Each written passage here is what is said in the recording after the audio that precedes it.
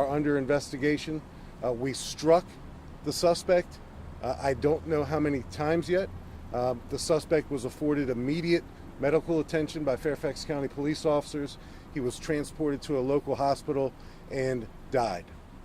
Our major crimes detectives, our internal affairs detectives are out here. We're going to be holding this scene not only into the rest of tonight, but into the morning hours as well. We need to be afforded significant daylight to effect a crime scene search as we search for evidence.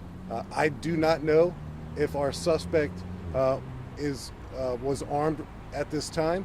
That's why we're going to hold the scene, and we're going to search for any evidence that the suspect may have discarded during the foot chase. We have a commitment, of course, to fair and impartial investigations following any officer-involved shooting, and we're going to do the same thing this time around as well. We'll work collaboratively with the Commonwealth's Attorney's Office. We know how much scrutiny these officer-involved shootings and the scrutiny that follows these officer-involved shootings, not just here but around the country, and it's something we take very, very seriously. So why don't I pause there and take any questions? Chief, I'll ask you questions, but if you just want to look toward the Sure. lights here, I appreciate it. Any past encounters with this person?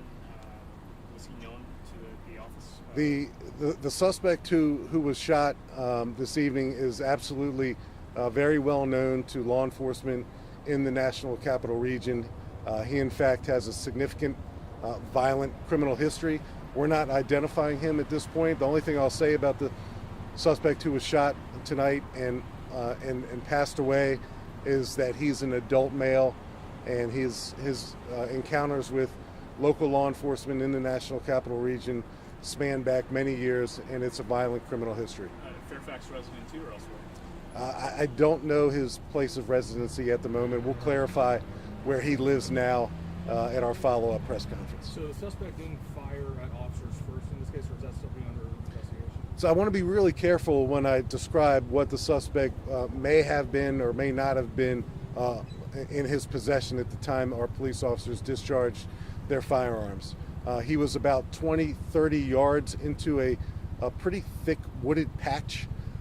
So that's why we're holding that scene, because we want to make sure that if anything was discarded, that we have an opportunity to identify it and recover it. So that's why at this moment, I don't want to say something now that later proves to be untrue 24, 48 hours from now. I do not know if he was armed. We're going to certainly examine every square inch of not only the foot chase that lasted about a quarter of a mile, but we're also going to examine the area where the officer-involved shooting took place as well. We're going to conduct a very thorough crime scene investigation. What's the protocol then for when officers, can fire at a suspect, especially for something that seems like a shoplifting case here? Well, the police officers were notified by loss prevention earlier about a crime that was taking place, a theft that was taking place.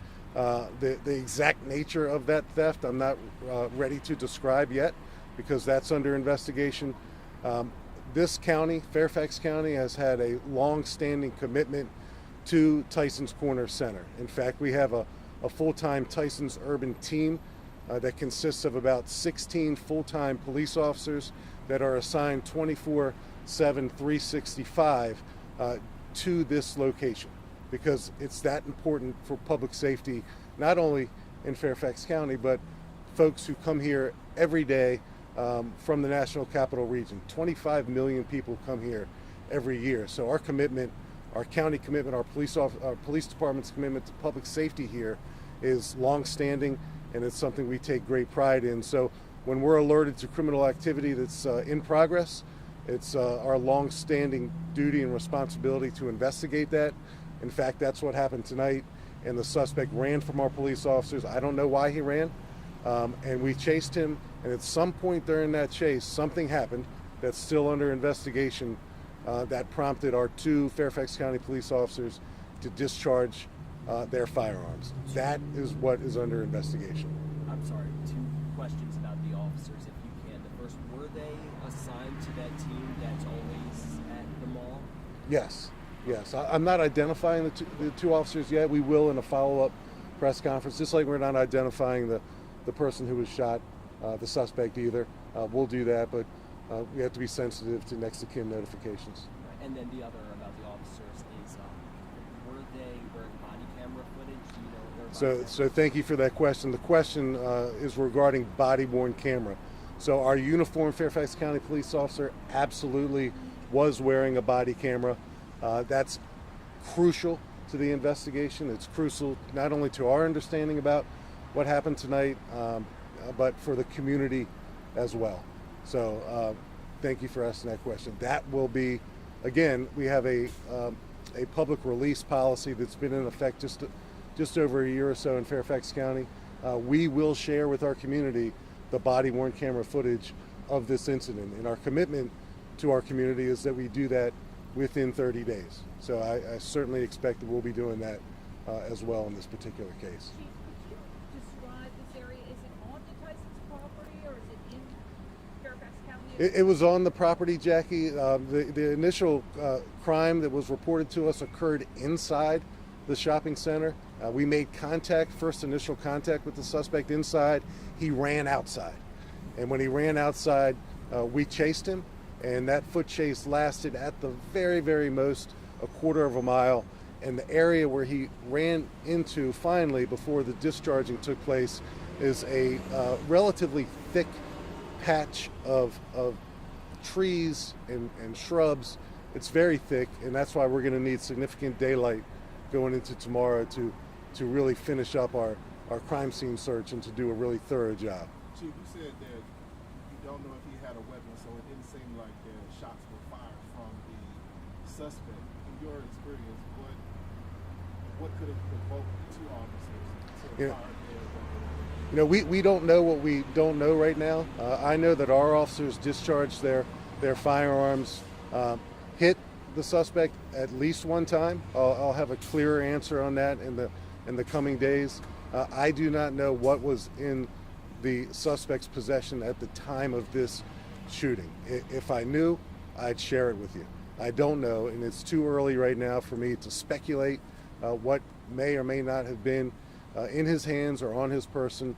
Again, we have to really go over every square inch of this patchy area of trees and shrubbery to make sure we collect every relevant piece of evidence that can help us really get to the bottom of what happened here tonight. Neither of the Fairfax County police officers were injured, but again, it's our commitment to do this thoroughly and objectively and consistent with the expectations of our community. To follow up on that, what are the protocols though, specifically for when officers aren't allowed to fire during whether it's an active chase or anything like that? Well, you know, I don't want to speculate why the officers discharged their firearms. Typically, if I understand your question the way you intend to ask it, police officers will discharge their firearms when they're in fear for their lives or the lives of others. Again, our investigators, our detectives, both our major crime detectives and our internal affairs detectives will ask all those probing questions as this investigation moves forward. And again, the body camera footage that we have recovered will be shared with our community as well. We've done that each and every time since we've had this public release policy, and we intend to do that this time as well. Chief, you described both officers, one being uniformed and the other in plain clothes. Over the course of the chase, a lot of times you have these kind of encounters. Do you know of any commands that the officers gave to this person as they were running into the woods? Is there any kind of stop, identifying themselves as officers, or saying, drop it, anything that might give us some indication about what the officers may have certainly, said? and I look forward to sharing, and thank you for that question. I look forward to sharing with you all the verbal commands that were afforded to the suspect by our police officers. Were there verbal commands? Absolutely there were. What they were word for word is something that I look forward to sharing with the media, with the community. We just need to get a little further along in the investigation before I'm in a position to share all those pertinent details that I know you want answers to. We do too. And when we know those answers, we'll share them with our community. Chief, do you have an age of the suspect person killed? And also, the second question I have is, how long were the officers to this part of They're both veteran officers. I don't know the length of service for each one just yet. I'll have that at a follow-up press conference, and I'll describe the person who was shot tonight as an adult male. We know that he was with another person, another male, earlier in the evening that we have yet to identify.